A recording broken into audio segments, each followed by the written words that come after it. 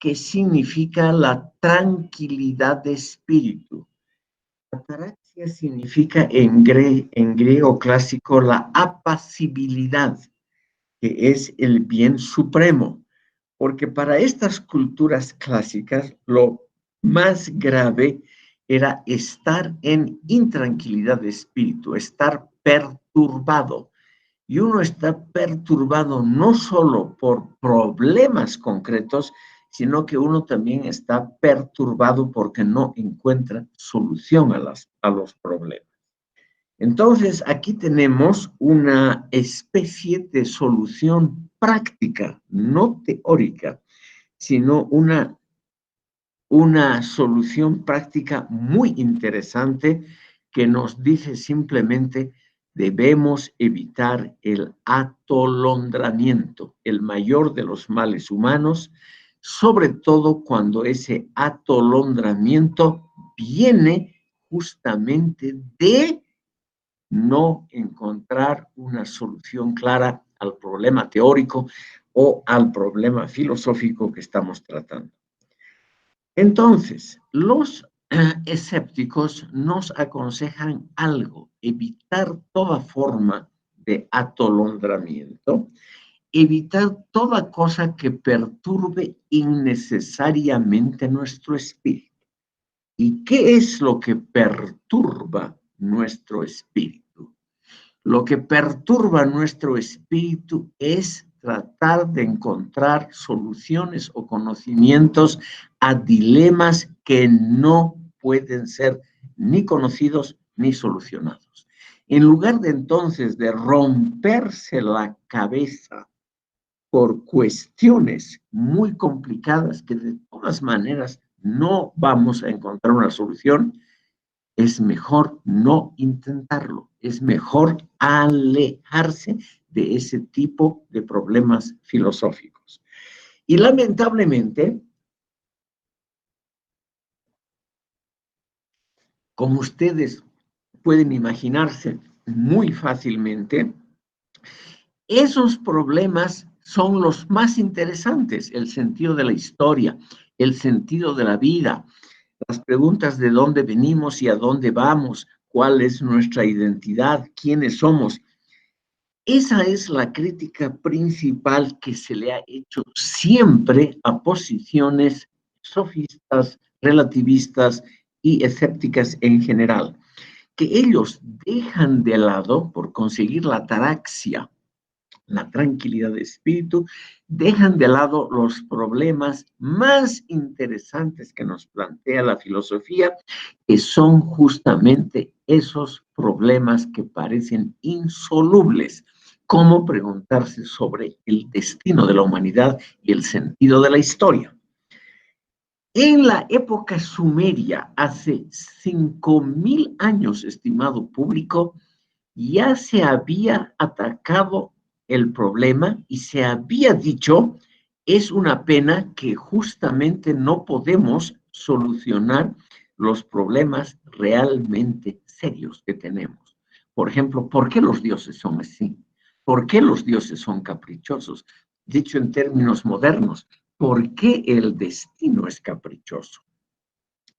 Los sumerios, estimado público, se dieron cuenta de que ese tipo de problemática es la más interesante, es la que perturba profundamente al ser humano, sobre todo a los espíritus sensibles. Todo eso ya se sabe desde hace 5.000 años, pero son problemas que hay que tratarlos como lo han hecho los sumerios. No han evitado el tratar el problema, pero se han dado cuenta de que hay varias respuestas, no una sola, y que ninguna puede pretender ser la encarnación de la verdad. Estamos, por lo tanto, en los sumerios en una posición, creo yo, más realista que 2.500 años después entre los escépticos griegos de la época clásica. Porque estos escépticos, estimado público, realmente en forma dogmática han evitado el tratar, discutir, debatir sobre los problemas realmente interesantes del mundo. Como les decía, mejor dicho, les indico que uno de los pensadores más interesantes de este campo es Sexto Empírico, que es el que ha Sexto Empírico es el que ha sistematizado toda esta discusión de los escépticos y quien ha publicado y se ha conservado el libro clásico sobre la skepsis, el libro clásico de él. Y por eso estamos más o menos bien enterados de toda la discusión, la formación de la escuela escéptica, sus varias derivaciones y por lo tanto nosotros también sabemos que esa escuela pretendía la felicidad y que una forma lamentable, una forma de felicidad es aquella de rehuir dilemas insolubles. Yo simplemente sin tomar partido les veremos muy rápidamente, porque como estamos siempre contra el tiempo,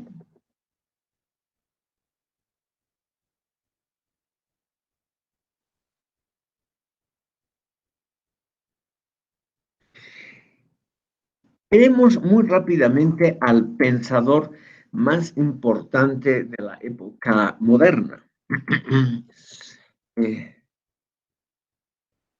está afiliado al escepticismo. Y ese es un pensador del siglo XVI, Michel de Montaigne, un francés, quien, estimado público, ha inventado el género del ensayo. Él realmente ha inventado ese género, porque su obra principal, mejor dicho, su prácticamente única obra escrita, varios tomos, son los ensayos, que es algo intermedio entre la literatura propiamente dicha y la filosofía.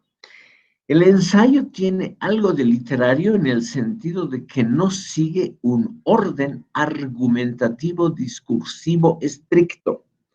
Tiene muchas digresiones, detalles de asuntos que pueden ilustrar algo, pero que no son, digamos, parte esencial de la argumentación. Pero al mismo tiempo, la temática, el contenido es estrictamente filosófico. Tenemos entonces una cosa intermedia, el contenido filosófico, la forma de exposición literaria, que ha sido muy usado, sobre todo en el área francesa y española, no tanto en el área alemana. En alemán, por ejemplo, no hay una palabra exacta para ensayo, se usa la essay, se usa la palabra inglesa para denominar ese género literario.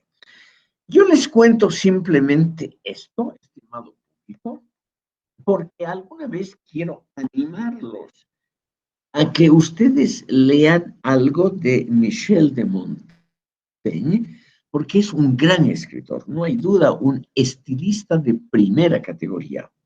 Y él ha tocado temas existencialistas importantes, por ejemplo, que es la amistad, un gran tema de Montaigne, que es la paz espiritual, y él mismo nos ha mostrado algo que quiero indicarles con precisión, porque tiene una derivación política muy interesante.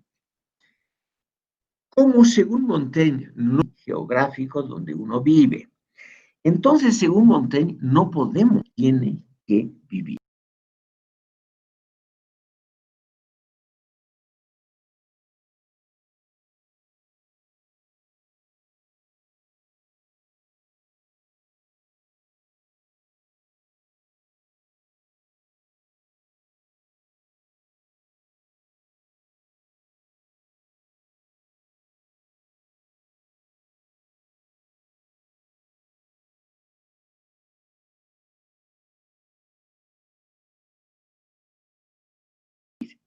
Imagínense, estimado público, esta interesante, podríamos llamar, justificación filosófica del oportunismo.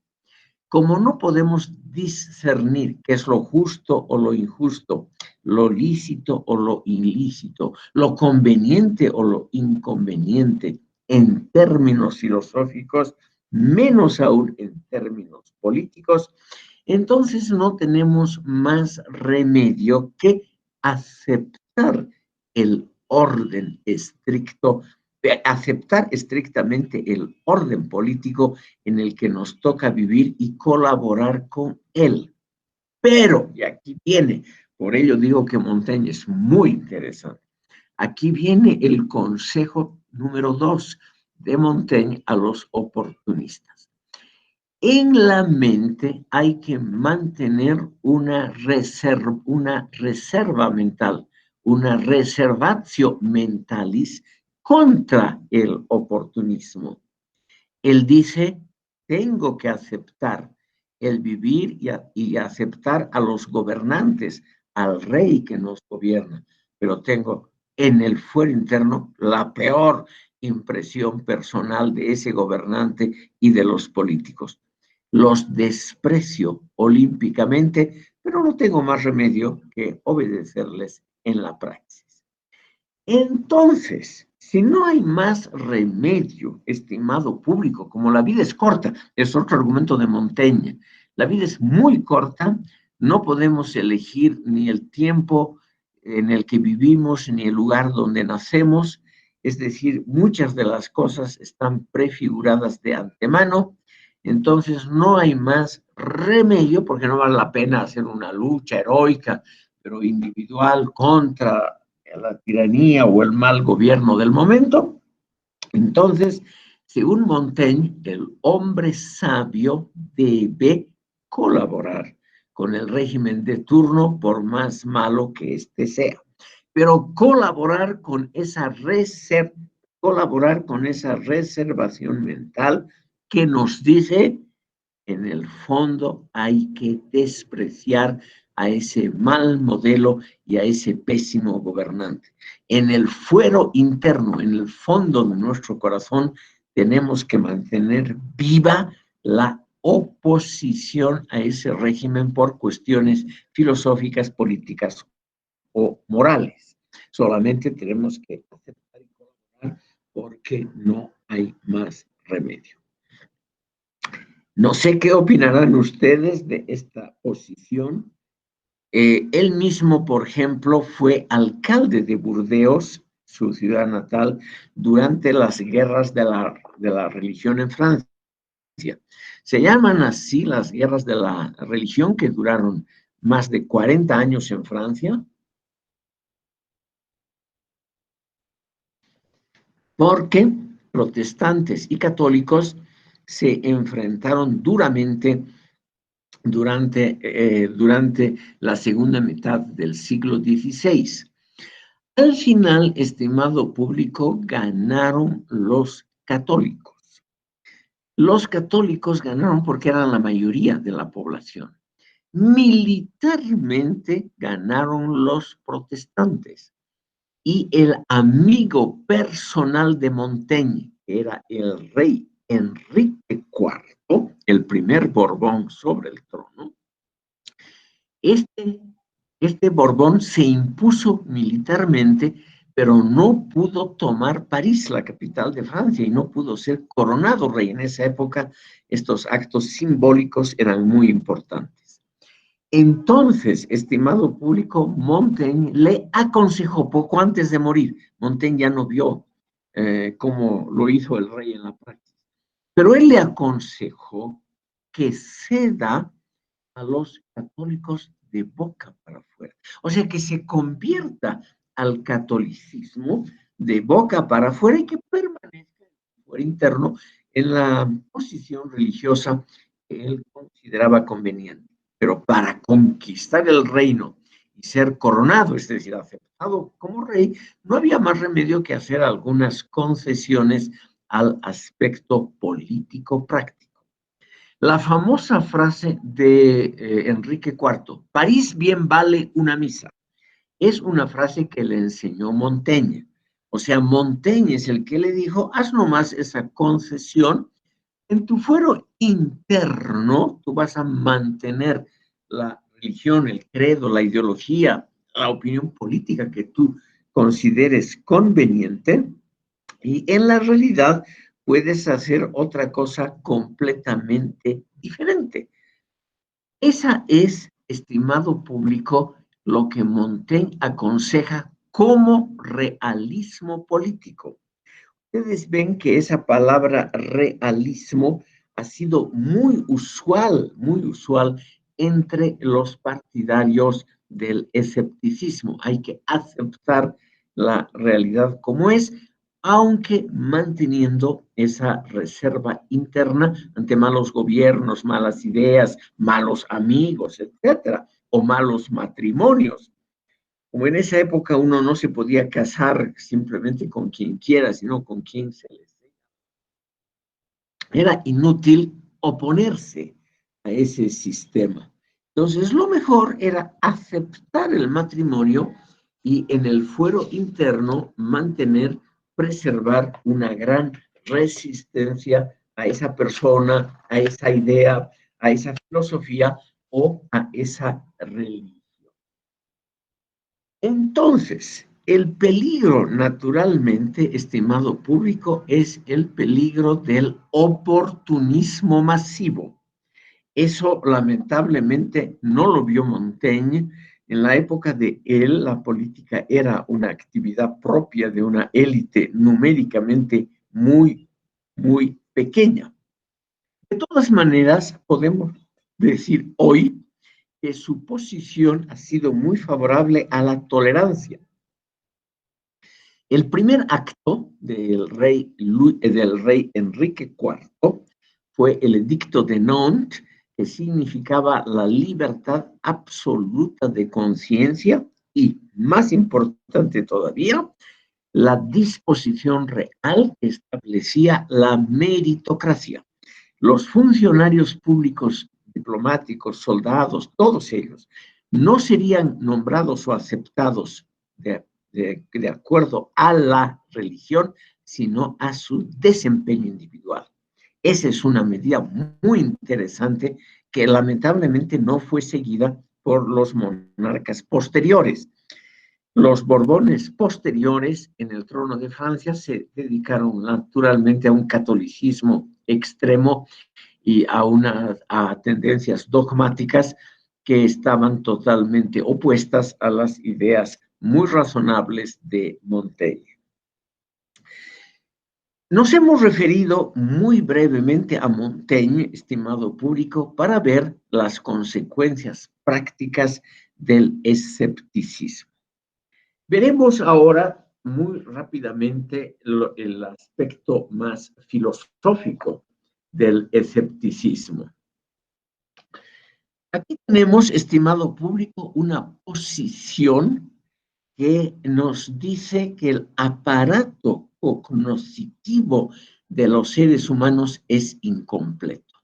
Sin tener todavía conocimientos adecuados de medicina y neurología, o sea, la ciencia del sistema nervioso, aquí estos pensadores nos dicen que el aparato mismo cognitivo, o sea, nuestro cerebro, nuestra alma, no está en condiciones de conocer todo. Ellos evitan el otro extremo, que es decir, el aparato cognitivo es tan malo que solo podemos aceptar como verdadero lo que nos señala la religión. Ese punto, estimado público, es también combatido por los escépticos y por Montaigne. Nuestro aparato cognitivo estaría tal vez en el medio, entre un aparato divino, parecido al de Dios, que permite de un plumazo conocer todo, y un aparato como el de los animales que solo nos permite aceptar como los rasgos, estimado público, de lo sensorial. Entonces, En una posición intermedia entre el dogmatismo religioso y el racionalismo extremo de los filósofos clásicos, Montaigne nos dice, y con él los escépticos, no es que nosotros no queramos saber la verdad, nosotros queremos y a veces conseguimos saber la verdad. Lo que pasa es que nuestro propio aparato no nos permite saber todo. No podemos mirar, por ejemplo, más allá de nuestro poder visual. No podemos ver lo que ocurre en los otros planetas y en las otras galaxias. Por lo menos no lo podemos ver claramente, nos dice Montaigne. Todavía no había sido inventado el telescopio en la época de Montaigne. Pero alguito de razón tiene, no podemos de un plumazo saber, por ejemplo, de dónde viene el universo o hacia dónde va la evolución de todo el universo. Son preguntas que, pese a que hay la teoría del Big Bang y cosas similares, todavía no podemos saberlo todo.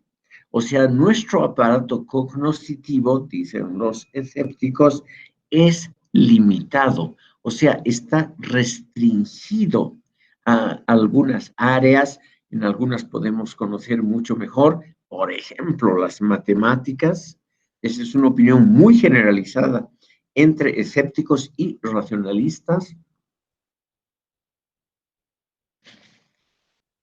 En el área de matemáticas, física, química, nosotros podemos hacer enormes avances. Pero si nos hacemos preguntas existenciales, ¿qué sentido tiene mi existencia concreta? ¿Cuál es el sentido de mi vida? ¿Hacia dónde voy yo? ¿De qué tradición y de dónde vengo yo? Las respuestas que obtenemos siempre son, en primer lugar, provisionales, o sea, están delimitadas por el tiempo y los conocimientos, y al mismo tiempo pueden ser erradas, o dos respuestas entre sí contradictorias pueden ser verdaderas. Esto ya lo han visto los escépticos clásicos y Montaigne, y por eso, estimado público, les estamos dando aquí en esta introducción un pequeño espacio. Nosotros podemos darnos cuenta de que no nos damos cuenta del todo sobre un problema, y ese ya es un gran, gran avance. O sea, nosotros no podemos conocer todo, pero conocemos los límites que tenemos para conocer todo. Y estudiando esos límites, alguna vez podemos tal vez llegar a la superación de los mismos y ampliar nuestro conocimiento, que es lo que hace la ciencia. El sistema de ensayo y error lo ha popularizado Karl Popper. El nombre ya lo escribí, por las dudas lo repito. Perdón, hay un error aquí.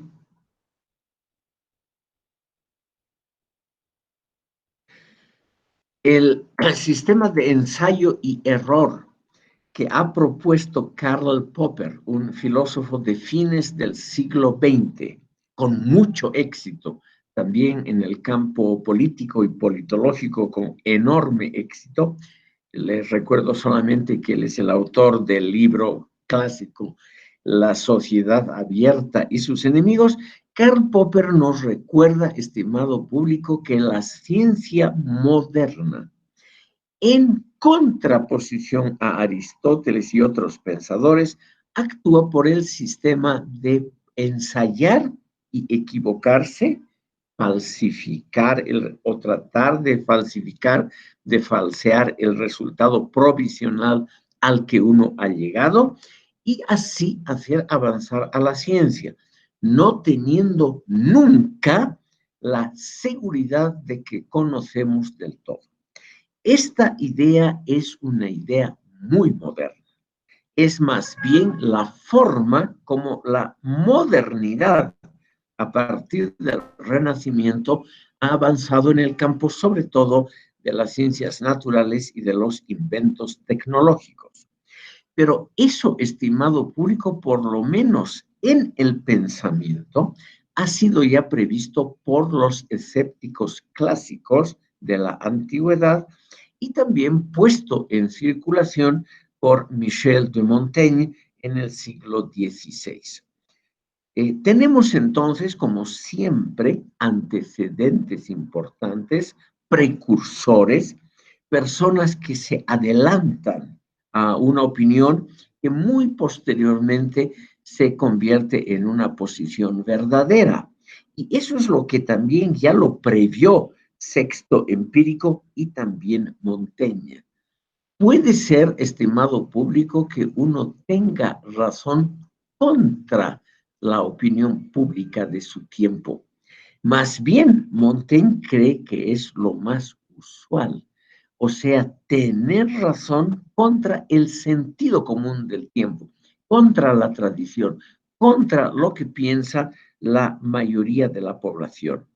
En términos políticos, esto significa que el famoso dicho latino vox populi, vox dei, la voz de Dios, perdón, la voz del pueblo es la voz de Dios, puede estar equivocado.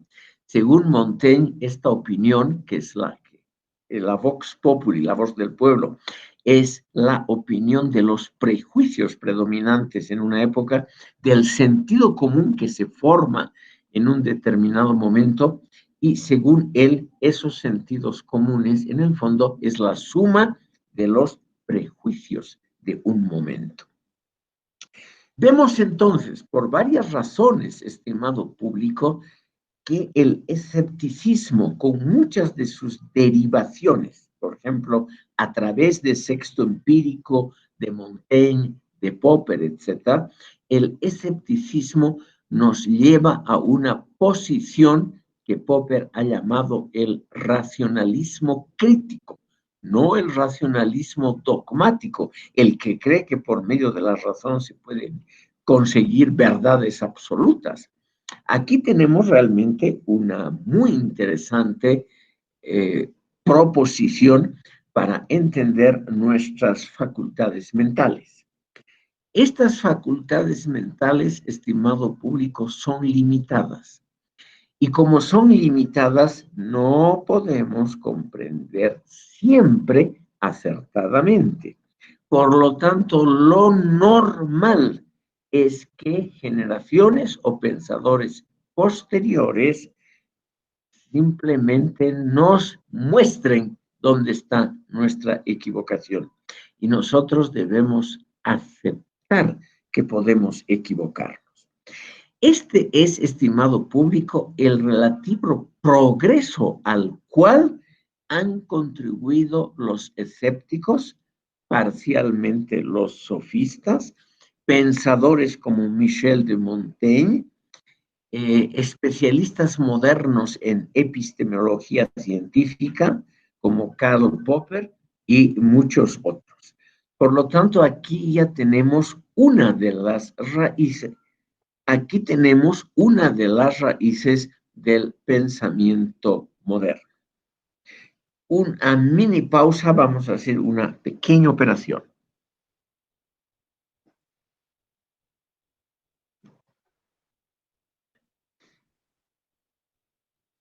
Vamos a ver, estimado público, cómo algunas de estas ideas también se han sedimentado en el postmodernismo actual. Para ello, para introducirnos en el postmodernismo, como siempre tenemos que ver cuál era la atmósfera cultural dentro de la cual el postmodernismo se llegó a difundir tan poderosamente como es el caso actual. Ruego a ustedes imaginar cómo fue la postguerra después de la Segunda Guerra Mundial, o sea, después de 1945. Al contrario de la postguerra primera, o sea, después de la Primera Guerra Mundial, Aquí no se estableció un sistema de duda general, de un sistema de escepticismo popularizado, ni nada por el estilo. La derrota de la Alemania nazi, de la Italia fascista, fue a nivel y del militarismo japonés, fueron a nivel mundial, estimado público, estimados como una victoria de la libertad y de los sistemas democráticos y de los socialistas. Porque la curiosa coalición que había vencido en la Segunda Guerra Mundial estaba compuesta por las potencias democráticas occidentales, Gran Bretaña, Estados Unidos, Canadá, parcialmente Francia, y la Unión Soviética por el otro lado. Digo parcialmente Francia porque durante un par de años estuvo ocupada por la gran nación, estuvo ocupada por las fuerzas nazis. El triunfo, en todo caso, de la democracia sobre el totalitarismo, eso se creyó, iba a fundamentar la necesidad de creer en la democracia pluralista. Y eso fue solo parcial, estimado público. Porque los pensadores, entre ellos pensadores de la Escuela de Frankfurt, empezaron a percibir también los aspectos negativos asociados a esta democracia capitalista de Occidente. Factores que no son pocos, aspectos que no son escasos. Es decir, buscando, como dice la Biblia, uno encuentra y uno percibe los aspectos que podríamos llamar irracionales dentro de las democracias occidentales. El consumismo, la formación de élites altamente privilegiadas, la trivialización, la bagatelización de la cultura, el hecho importante de que la política se reduzca a una circulación de élites, etcétera, etcétera. Todos esos fenómenos que ustedes conocen y que tienen, sin duda alguna, una importancia filosófica. Por otro lado, estimado público, estaban también los factores negativos en la construcción del socialismo, bajo Stalin, el culto a la personalidad, la dictadura sangrienta y brutal de un solo partido y en el fondo de una sola persona, el hecho de que esos regímenes socialistas económicamente no funcionaban del todo bien, eran una desilusión para las masas, el hecho de que existía una emigración fuerte del este socialista al oeste capitalista en Europa. En fin, todo eso poco a poco minó la confianza en un renacimiento democrático que había después de 1945. Y todo ello contribuyó a que autores como Herbert Marcuse, con su obra sobre la sociedad unidimensional, que ya la hemos tratado, que estos autores se conviertan en extremadamente populares. Pero ellos no fueron postmodernistas. Faltó algunos factores más que vamos a ver ahora mismo para que el postmodernismo realmente se convierta en una de las grandes tendencias ideológicas, filosóficas, políticas, sociales y culturales de la actualidad.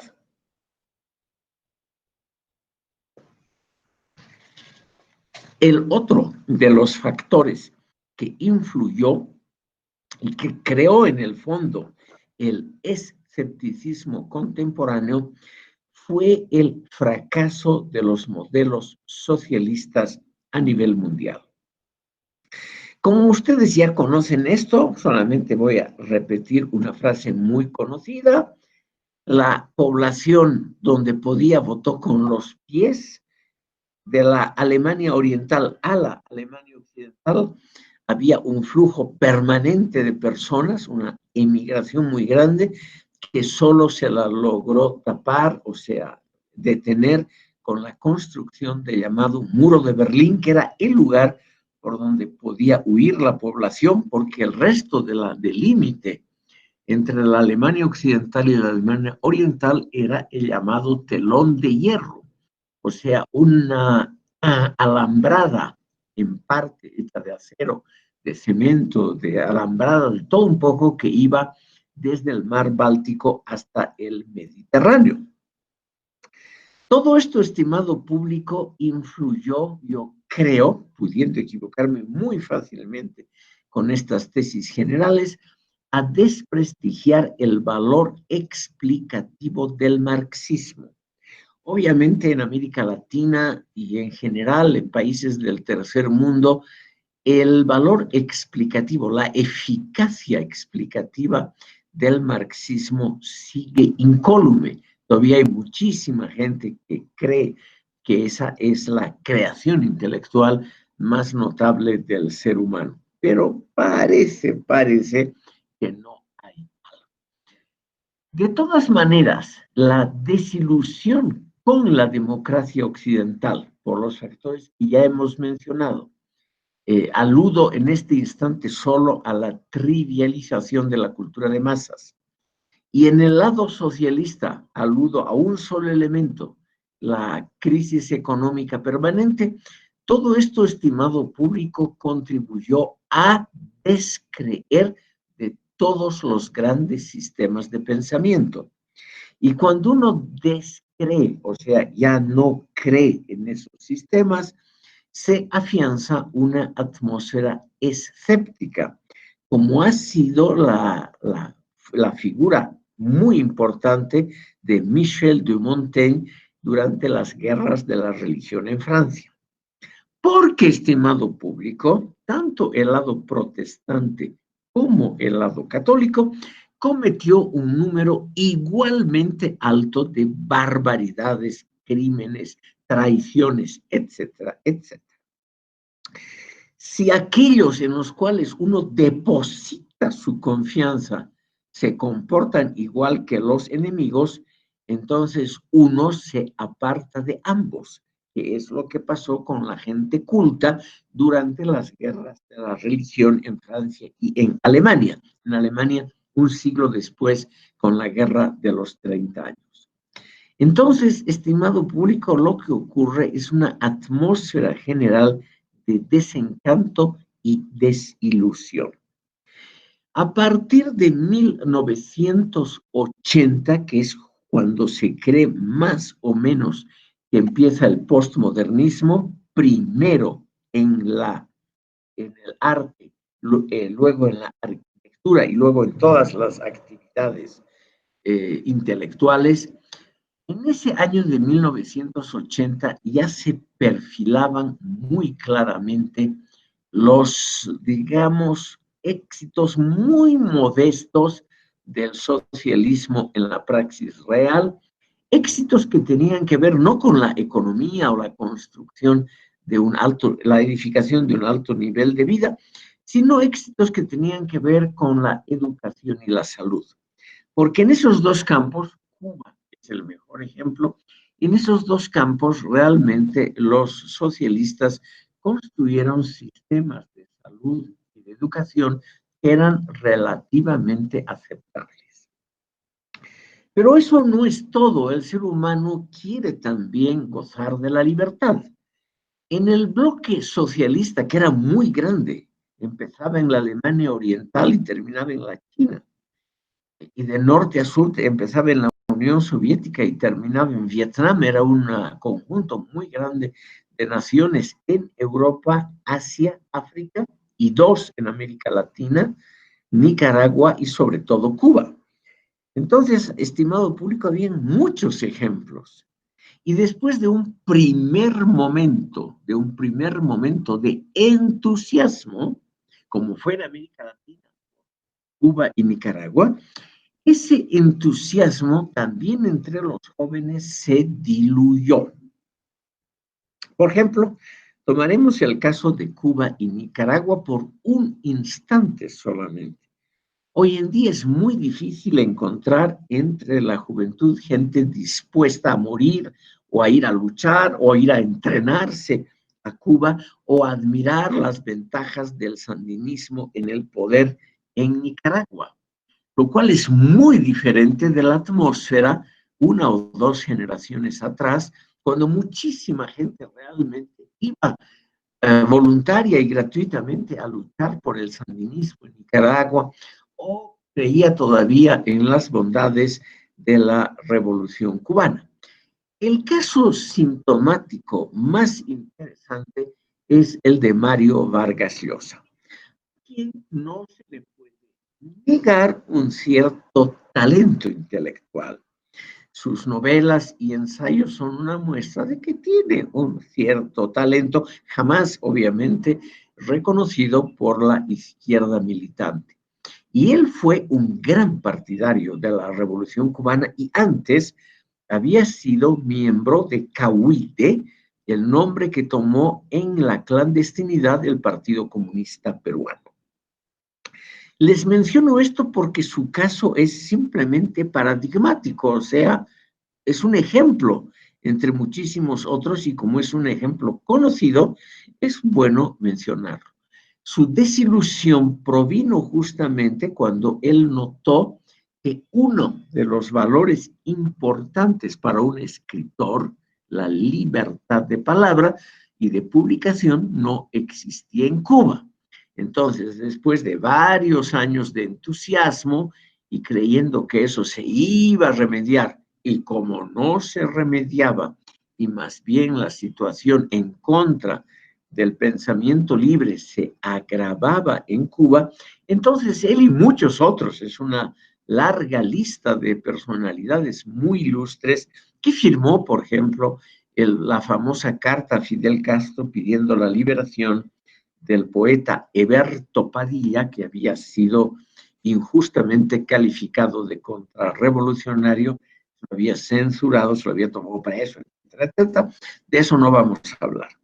Lo que es interesante el caso de Vargas Llosa es el carácter paradigmático que tiene su evolución, porque él se vuelve un demócrata liberal a momentos medio dogmático, eso yo no estaría dispuesto a aceptar, pero, estimado público, él se convence mediante argumentos que están expuestos en su obra La llamada de la tribu, es uno de los últimos libros publicados por Vargas Llosa, y que además nos sirve o nos podría servir, estimado público, como un buen argumento contra las tendencias de la trivialización postmodernista, porque es una defensa clásica todavía, perdón, es una defensa eficaz de pensadores clásicos como Adam Smith, José Ortega y Gasset, y varios más, son 7 grandes pensadores liberal democráticos que él defiende. Entonces, lo que hay, estimado público, en los años 80 es realmente esa desilusión, tanto con el capitalismo como con el socialismo.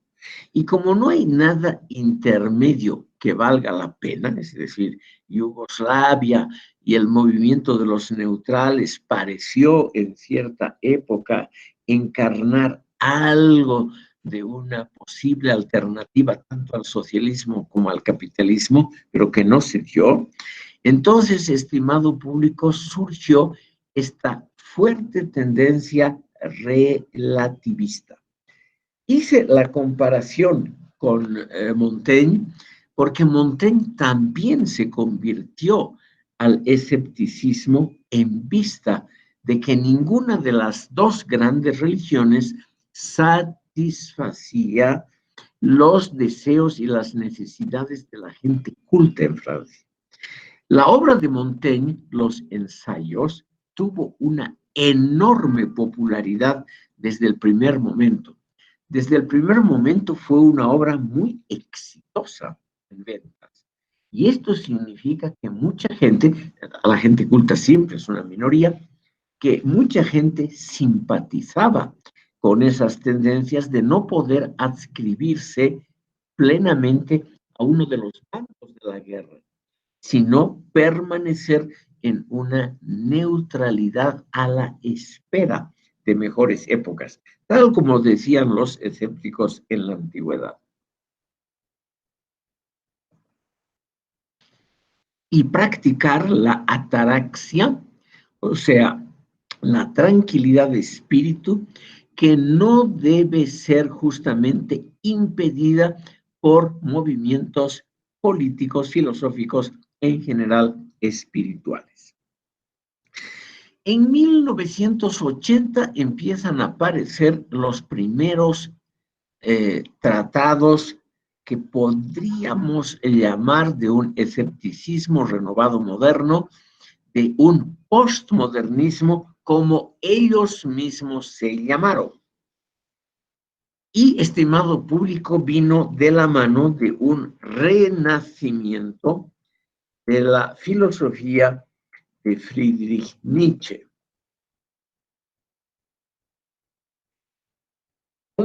Como en esta introducción no podemos tratar todo, eso rebasa simplemente las modestísimas capacidades de este curso, y como la mayoría de ustedes debe conocer efectivamente a Nietzsche, vamos a dejar de lado a este notable pensador.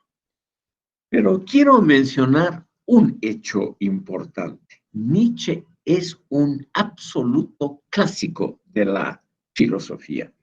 Junto con Platón, Aristóteles, Hegel, Kant, Karl Marx, él pertenece a ese pequeño grupo, muy pequeño grupo, de pensadores realmente fundamentales en la historia de la filosofía. Por ello es que yo, humildemente, aconsejo a ustedes leer por lo menos uno o dos pequeños textos de Nietzsche, que se parece mucho en el estilo a Michel de Montaigne. Ese estilo brillante, frases cortas, nada de firuletes barrocos, yendo directamente al grano, y ese estilo de frases cortas, simplemente al mismo tiempo muy elegantes. Eso es lo bueno del estilo nietzscheano. Yo aconsejo a ustedes, y hasta en el fondo todo el programa nietzscheano contenido en el primer libro importante, que son solamente unas 120 páginas, que él ha publicado, que es una obra muy, muy importante, estimado público, sobre el Estado griego. Creo que publicó junto con otras obras del comienzo de su carrera. El Estado griego, que contiene una condenación explícita e importante de Sócrates, del racionalismo y del método socrático, y una incitación más bien a recuperar los valores dionisíacos, los valores del irracionalismo. Yo creo que ahí está contenido ya casi todo Nietzsche a muy buen nivel. Y también en su otra obra de la misma época, creo que es del mismo año, El nacimiento de la tragedia a partir del espíritu de la música. El nacimiento de la tragedia a partir del espíritu de la música. Dudo al pronunciar estas palabras porque en alemán la palabra nacimiento significa también el surgimiento, la emergencia, la aparición.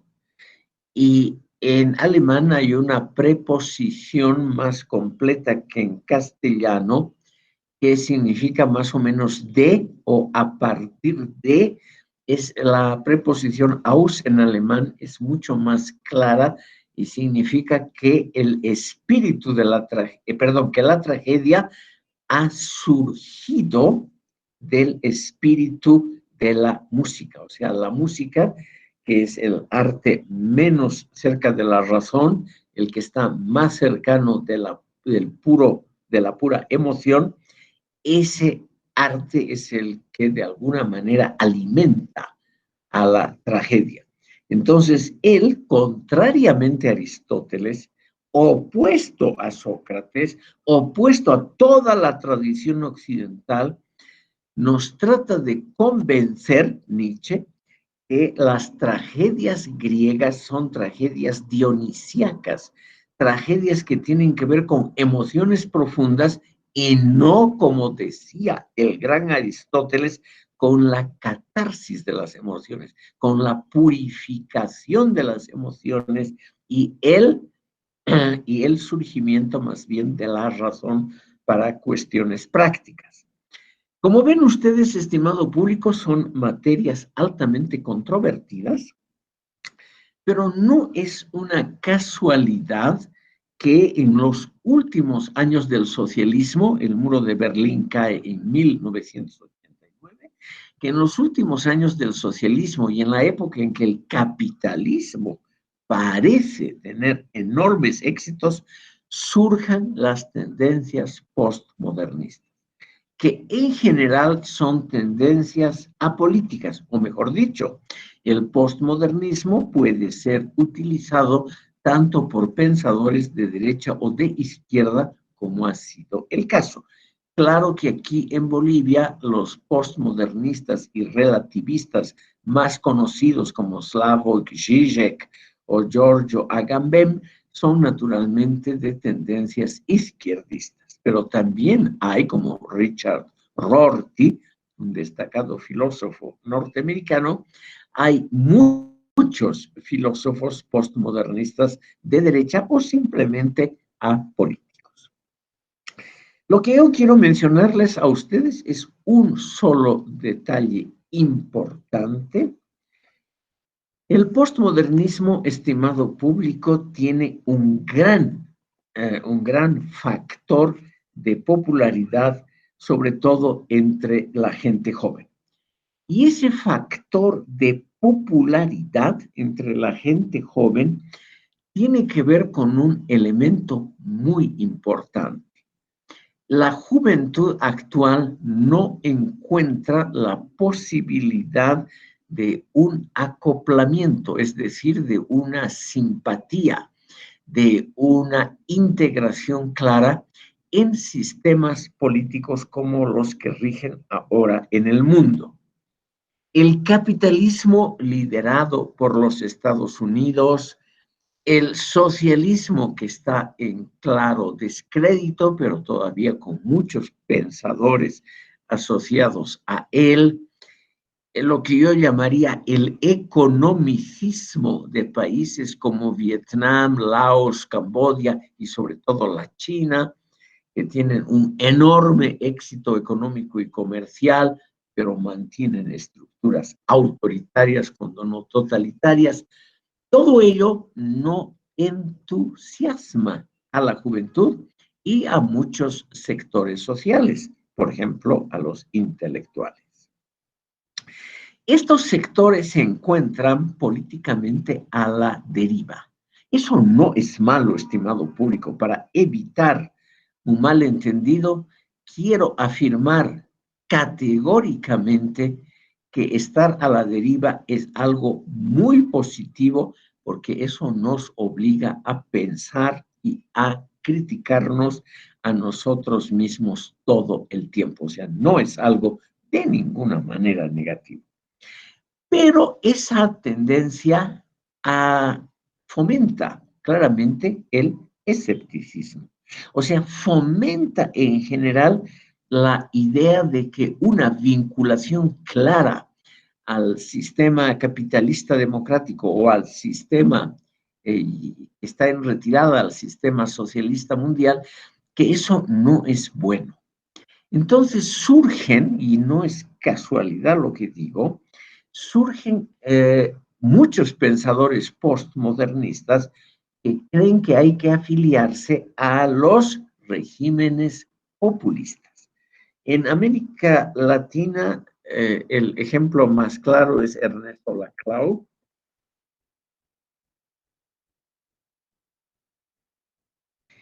Y su esposa Chantal Mouffe.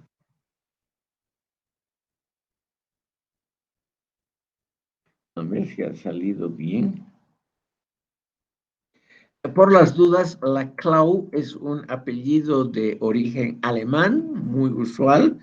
No hay que pronunciarlo Laclau o algún galicismo similar. Esa búsqueda de nuevos paradigmas políticos, ideológicos, en fin, de nuevos modelos de orientación, es algo muy positivo. Yo soy el primero en reconocer, estimado público, que eso tiene un valor muy positivo. Pero al mismo tiempo, el gran peligro es naturalmente el escepticismo convertido en dogmatismo, como ya lo han prefigurado los pensadores griegos de la época clásica, que eran claramente escépticos y su escepticismo un poco dogmático les impidió, lo digo clarísimamente, les impidió reconocer la grandeza de Sócrates, Platón y Aristóteles. O sea, los tres clásicos del racionalismo primigenio, no superados en calidad todavía hoy, estos nunca fueron reconocidos como guías o como iluminadores o algo así por los escépticos clásicos. Igual como Michel de Montaigne tampoco nunca reconoció la calidad de los pensadores de su época. Por ejemplo, pese a que él estaba, digamos, en una situación similar a la de Erasmo de Rotterdam u otros pensadores, él nunca tuvo simpatías por ellos, porque él creía que estaba por encima o por afuera de esas posiciones. Algo así ocurre con los postmodernistas actuales. Es por ello, estimado público, que estamos brindándoles aquí a los postmodernistas un pequeño espacio en esta clase como introducción, digo, como resumen de lo ya tratado, que el postmodernismo es la versión actualizada y modernizada del escepticismo clásico de la antigüedad griega y también del escepticismo del siglo XVI, XVII, donde ha habido varios de estos pensadores escépticos. Montaigne no está solo. Siempre hay gente interesada en conocer o en referirse o a aumentar sus conocimientos. Por eso a estos les digo, no lo vamos a tratar, pero les digo que ha habido un pensador francés muy eh, bien visto por Nietzsche hasta en el estilo de los aforismos breves, pero muy elegantes, en la composición de textos ensayísticos, se ha referido muy positivamente al que podríamos llamar sucesor de Montaigne un siglo después, en el siglo XVII, que es François de la Rochefoucauld. Como el apellido es muy largo, digo, el nombre de este filósofo es muy largo, él pertenecía a la nobleza francesa, era el sexto duque de la Rochefoucauld, etcétera, etcétera, y él publicaba bajo todos sus títulos, ya muy, muy largo. Solamente vemos aquí en la pizarra del chat el nombre como escritor. La Rochefoucauld, en todo sentido, es uno de los precursores del escepticismo y del postmodernismo actuales, en su desconfianza hacia los dogmas, lo cual es muy razonable, pero también en su posición de que había que desconfiar de todos y de todo, empezando por la razón. Esto es un tema muy interesante porque el otro gran fundamento del postmodernismo actual, estimado público, y por eso viene su nombre, es la crítica a la modernidad y al racionalismo occidentales, que va a ser el tema de la próxima sesión. Esta sesión, estimado público, ha sido solo una introducción a esta temática. Yo ruego considerar a ustedes que también aquí en Bolivia hay muchos pensadores postmodernos con tendencias neomarxistas, indianistas y afines, como en toda América Latina, no es algo privativo o algo exclusivo de la cultura boliviana. Este es un dato muy interesante. ¿Por qué la después de 20 años de lo que se ha llamado el neoliberalismo, por qué este renacimiento tiene ahora un carácter, por qué tiene un carácter de mezcla, de sincretismo entre postmodernismo, neomarxismo e indianismo? Ese es un tema importante que lo vamos a ver, y también en la próxima sesión vamos a ver como algunos elementos del renacimiento de la filosofía andina también tiene elementos importantes de esta tradición. Estimado público, aquí terminaríamos la sesión de hoy. Pregunto simplemente si hay alguna crítica, algún comentario, alguna sugerencia. Yo invito a todos a participar. Me parece que es importante que lo hagan. Si no hubiesen comentarios, impugnaciones del ilustre público, yo me despediría en este momento y nos encontraríamos el próximo viernes a las 15 horas.